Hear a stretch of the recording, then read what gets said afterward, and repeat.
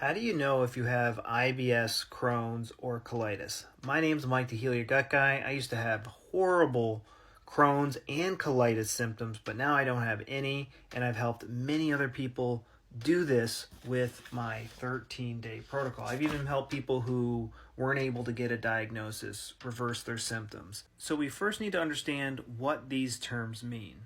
So colitis means inflammation of the colon. And to verify that, we do a colonoscopy. You put a camera up somebody's butt, you take a look around, and you see if there's inflammation. They call it ulcerative colitis when there are bleeding ulcers in the colon and it is inflamed. Very simple. Now this gets confusing with the term Crohn's disease, because Crohn's disease means inflammation anywhere from mouth to butthole. So, and I know you're thinking like, wait a second, why do we have a term like colitis when Crohn's disease just covers the whole digestive system, right? That doesn't make any sense. And you're right. And Dr. Burl Crohn's, the guy who discovered Crohn's disease in the 1930s, he begged the GI community not to use this term because it creates mass confusion.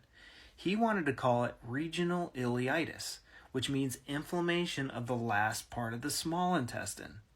And that's when I got diagnosed, when they did an MRI and they verified that there was inflammation in the last part of my small intestine. Now you can verify inflammation in the last part of the small intestine with an MRI or by doing a capsule endoscopy, and sometimes they can get the colonoscopy all the way through the colon and just get it into the first part of the last part of the small intestine to see if there's inflammation there. Now, when they do all of these tests and they don't see inflammation anywhere, then we get diagnosed with IBS.